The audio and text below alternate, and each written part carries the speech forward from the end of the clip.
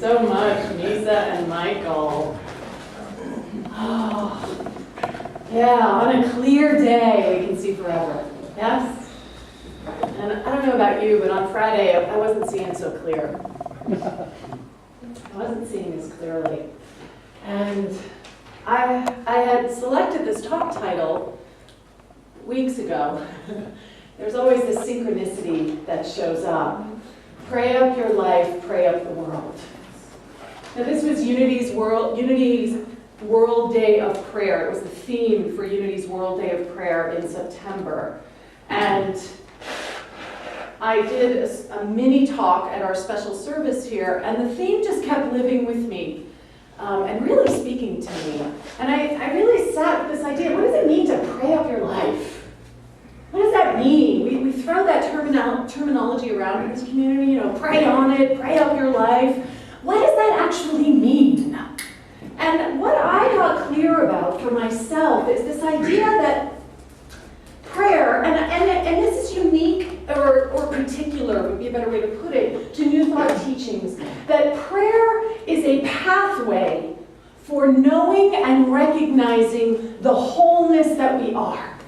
For knowing and recognizing the truth that we actually are. What Misa sang to so beautifully, on a clear day, we can see forever. We know who and what. We can see who and what we are. We can see who and what the world is. So what prayer is a process by which we are able to realign ourselves with that truth. I call it our inner GPS, our God positioning system, right? It is aligning us with what it is that we know to be true. And it's unique in New Thought, this idea of affirmative prayer, because what we're doing in affirmative prayer, now let me be really clear, there is no wrong way to pray. Did everybody hear me? Because it's really important. I've been in some communities where there are what we call the prayer police. There's no prayer police here. Okay? There is no wrong way to pray. What you are, we support. There are times, let me tell you, when all I can do is be on my knees going, help me. Help me. And that is a perfectly powerful, magnificent prayer. And yet in New Thought, Unity teachings, we understand that there is something else available to us as our prayer life. And we call that affirmative prayer, where we consciously choose to pray in a way that is affirming what it is that we know is the truth. So rather than us praying to something, or rather than us praying for something, we are praying from something.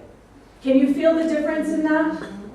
So we are affirming what it is that we know is truth, the connection that we feel to each other, the love that we know is available and accessible to us. And in our affirmative prayer process, we are cultivating that truth as our life. We are saying yes to that over and over and over and over again. And it's a process. Affirmative prayer is not something that we just do when everything's going south. It's not something that we do when our world is just turned upside down. Though for a lot of us, for me, that was how I found this teaching. It took my world being turned upside down for me to seek something else that could be in service to my growth. But when we step into affirmative prayer, we are affirming something all the time. Can we feel how powerful that is? Can we feel the difference between the help me, which is perfectly valid, but there's a difference between the empowerment that we are standing in when we are claiming something. We are knowing that it already is manifesting as our life. So, at any given moment, there are billions of bits of information that are available to us. Scientists can measure it, but they can't quite decide. The outer limits of the measurements say there's 400 billion bits of information in any moment. And there are other scientists that say, no, it's not it's only a couple of billion. No matter how you cut it, we got billions of bits of information available to us in every moment. Sight, sound, smells, touch, available to us. How much do you think our brain, of that billions, of those billions, how much does our brain process in any given moment? 2,000. 2,000 bits!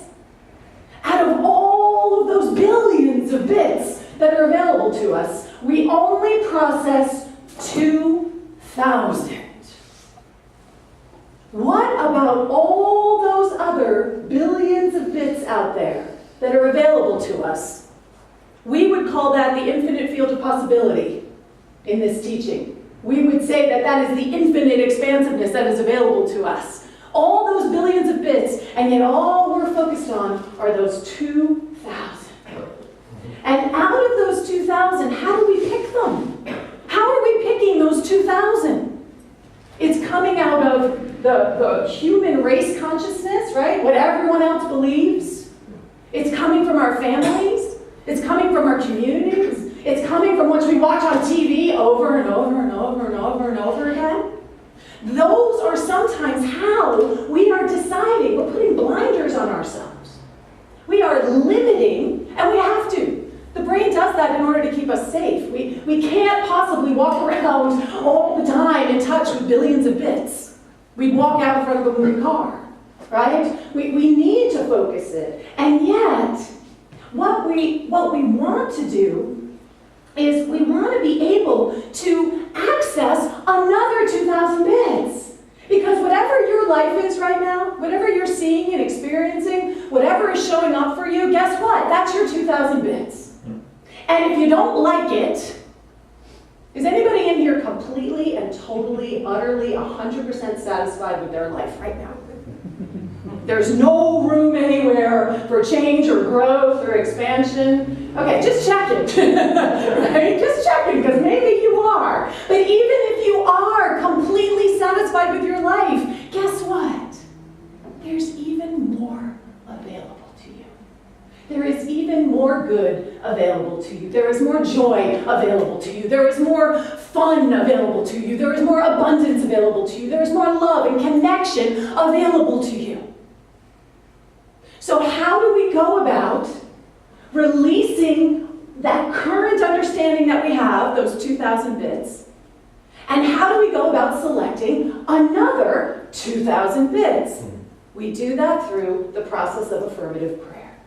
The process of affirmative prayer is a powerful way for us to begin to let go of what doesn't serve us and to actually anchor ourselves and claim what we actually want to have showing up in our life.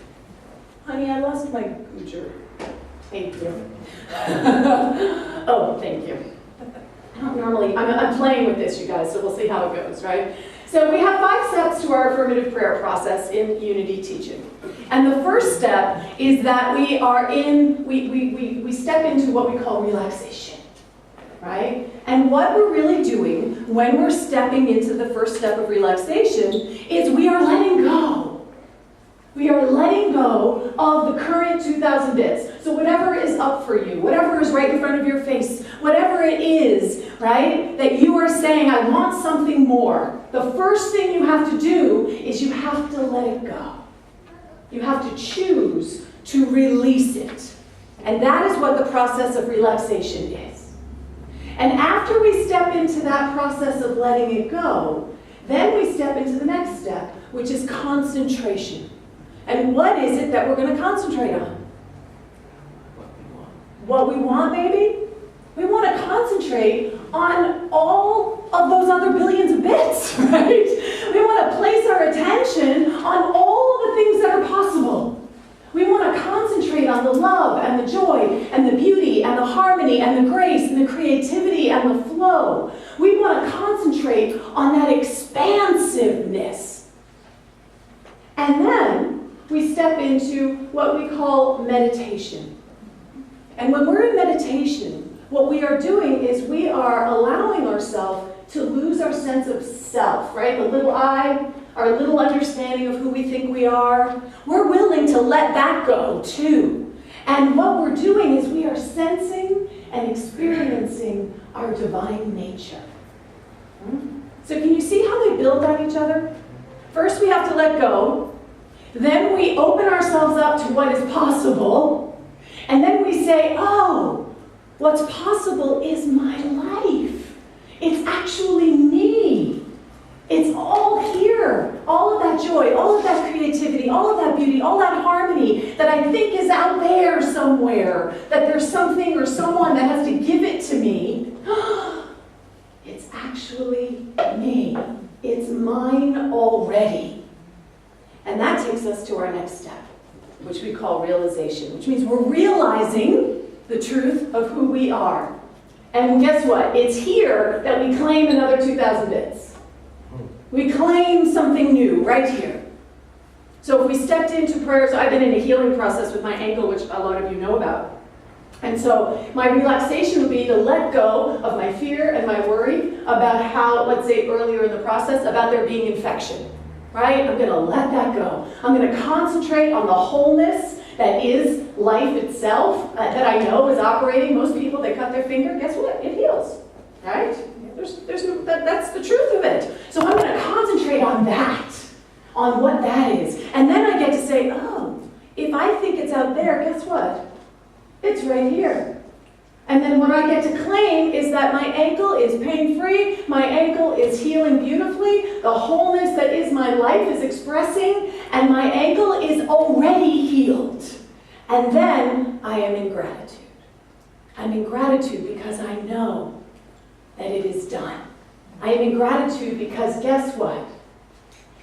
I have been changed. The prayer process has changed me. The prayer process has allowed me to experience something in a completely different way. I have anchored my experience of my ankle in a whole brand new 2,000 bits. And that's what I get to choose. That's the power of this teaching. That we get to choose how we want to experience life. There are things that are happening in this world, and we get to choose how we are going to navigate them. Are we going to navigate them from a place of strength and joy and love and open-heartedness and compassion? Or are we going to navigate them from fear, doubt, worry, and anxiety? How are we going to do that?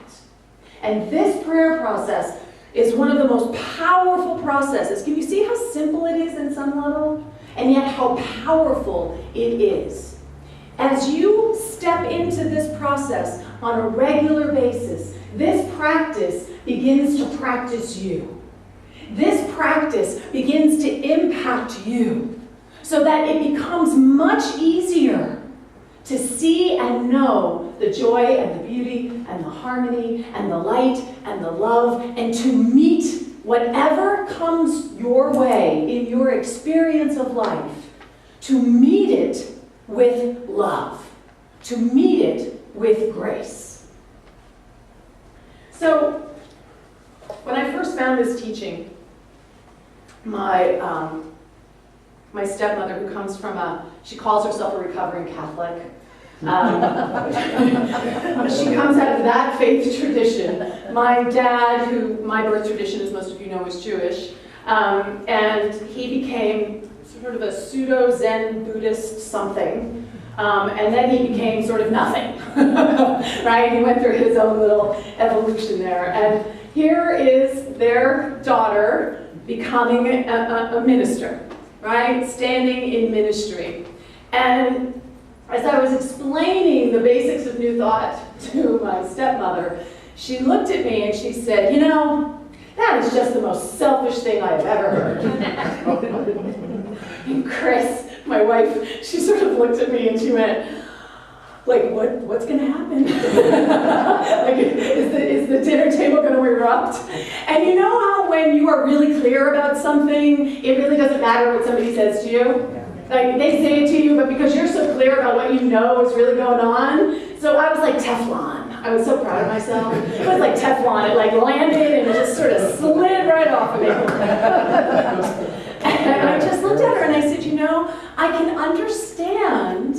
why you could sort of see that. Because in this teaching, we know what we teach is that it starts from within, that it starts from us, that the work is right here, that as I anchor love in my life, it's actually going to outpicture elsewhere because we're only one. There's only one mind. So what's happening as my mind is the one mind. Right? So her take on that is, wow, it's all about you. And I looked at her and I said, I understand how you can see that. But here's the thing, is that what it actually has done for me, actually stepping into this teaching and embracing this practice that I'm sharing with you right now, this affirmative prayer practice, what it did for me was open my heart even more. What it did for me was enable me to stand up here in front of all of you and cry like a baby sometimes. Because that's how big my heart is. That's how much I care, and I'm not afraid to show it. And I'm not afraid to stand in that hard space. Friday was a hard space. Yeah. I am not afraid to stand in that space because I know me. I've done my work. And as I stand in that space, I know that I'm not just standing in it for myself. I am standing in it for the world. And this is the piece that we cannot forget. This is the reason why I pray every day. Yes, it assists me in my own life. Yes, it is a powerful process of transformation and growth that is happening within me, my own self-realization. But that is not the reason why I pray. I pray because I am in service to something that is my life, that is bigger than just little old Deanne. Because that is what we all are. We are all in service to something that is so much larger than who we think we are. So much larger. And when the world cries out like it did on Friday, it is up to us. It really is up to us to stand in what we know to be true, to stand in the love, to anchor with prayer, with meditation. Anchor these principles and know that there is no opposition to love. There is no opposition to love. Amen. No matter what it looks like out there, there is nothing that is actually going to conquer or defeat love.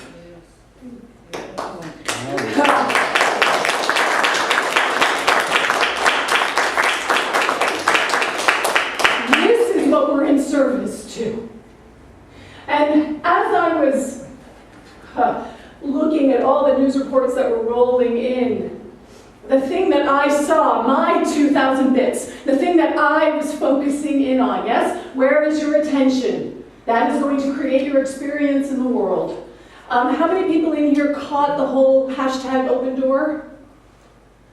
So in Paris, in the streets of Paris, in the midst of nobody knowing what's going on, in the midst of things being shut down, the city being shut down, curfew, fear, nobody really knows what's happening. There appeared, gotta love social media, I tell you, there appeared on Twitter this movement called hashtag open door, or honey, how would we say it in French? Porte ouverte. Is that okay? She tried having it practice just last night. I'm kind of laying with the accent. And so these were the Twitter feeds that were going out, right? My friends are safe in a random woman's home. She's making them dinner and preparing beds. I live by Gare du Nord, right? Please call if you need shelter or wine. How French is that? Please call if you need shelter or wine. Right? This says the same thing, like there's open doors here. Tourists in Paris, if you need help or a place to stay, my door is open. Anyone who is stranded in Paris and needs shelter and somewhere safe, any Sikh Gurdwara will be happy to accommodate. Right? Somebody's just putting their address up there. This is what we stand for. This is what truth is. That even in the midst of the fear, even in the midst of all of what was going on, people literally were opening their doors. Literally opening their doors to total and complete complete strangers. This is what we believe in. Even in the midst of seeming darkness, the love, the light is always there. Always there. So, yes, we may not be able to physically open our doors for those people in Paris right now, but we can open our hearts.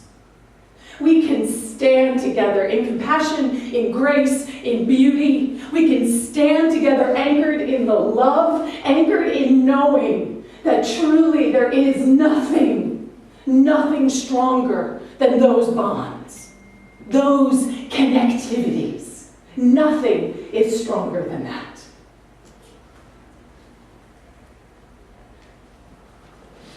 When I pray, I am changed. I am changed. I am saying yes to being changed. Where is there in my own heart where I don't trust someone, where I'm angry at someone, where I think I have been mistreated, where I see an enemy? Where does that live in my heart? And that is my prayer work. Because when I do that within myself, it is present as everything. It is truly present as everything.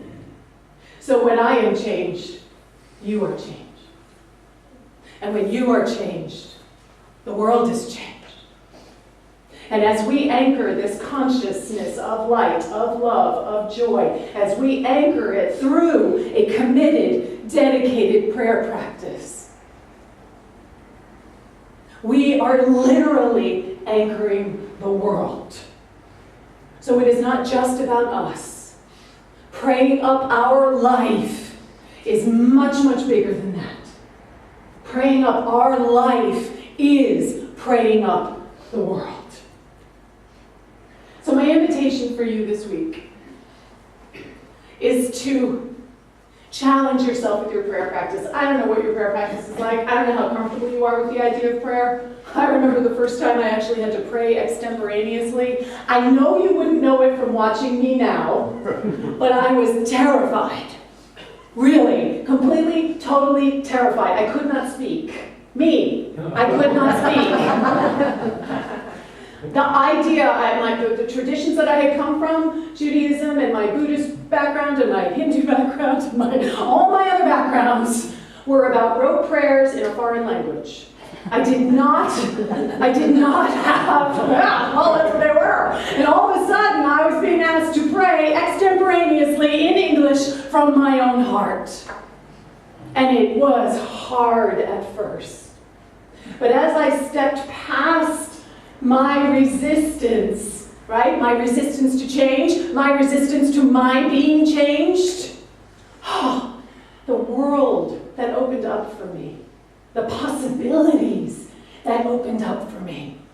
So wherever you are in your prayer practice, wherever it is that you're sort of entrenched, we all have our familiar places, right? We know what we always kind of go to, and it works, and that's awesome. And I'm saying to you, this week, press your limit. Whatever that limit is for you, if you only pray silently, pray out loud and see what happens. If you have never prayed with a prayer chaplain, go pray with a prayer chaplain. See what that experience is like. Take each one of those steps and take one of them and focus on it for the week. What if you spent the entire week in relaxation? Do you really let go? Really? Can you really let go of whatever's coming up for you? What if you spent the whole week just focusing on trying to let the stuff that was flaring up for you, what if you spent the whole week consciously choosing to let it go? Do you think you would be changed? Just by that one step. And what if you tried the second step at concentration? What if you're just looking for the good? What if you're just looking for the good? You spend the whole week placing your attention looking for the good. Real meditation, right? The next step is meditation. What if you knew you were the good? What if you really knew your oneness? What if you really knew your wholeness? What if you went through your week looking for all those places where you felt separate and you let them go? and you realigned yourself with the wholeness that you are. And realization, what if you just claimed your good? This is the hard one for folks, right? This is the place where I find most people have the greatest resistance. Me? What? Little old me? Claim my abundance? Claim my grace? Claim my creativity? Claim my joy? Isn't somebody just going to give it to me? Isn't it just going to kind of appear? No. We get to claim it. It's our birthright. It's our blessing. So what if you walk through your week claiming you're good? Someone gives you change and you're like, yeah, look at my abundance. Right? Just claiming you're good everywhere you are. And then the last step, of course, we all know that we can stand in gratitude at all times. Yeah? What if you went through your week being grateful for all the ways you were being changed? So this is my homework for you, my assignment for you, my hope for you, is that you will dance with this idea of how you can become an anchored conduit for truth. Because that is what the prayer practice does for you. You become an open conduit for truth, and you anchor it. And you become such an important anchor and pillar in the very structure, the very fabric of love that is this world. Yes? Yes. So let's take some of this into meditation. That's a lot, yeah? Yes. That's a lot.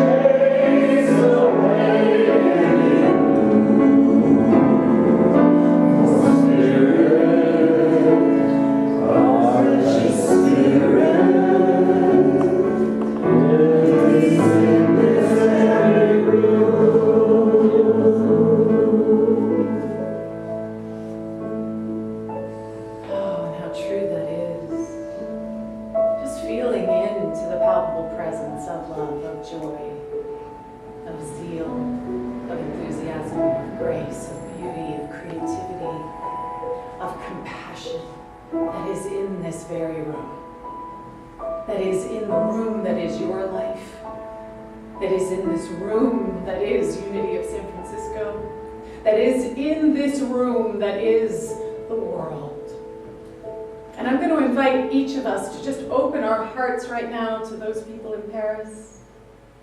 We're going to open our hearts and we're going to claim and bless them right now from this very room. And whatever it is within us that has been awoken and been stirred up this day, we're just going to breathe into that. We're going to allow ourselves to rest. We're going to allow ourselves to know the one life that is all life, that is our life. Any sense of separation just dissolving. Our hearts expanding even more.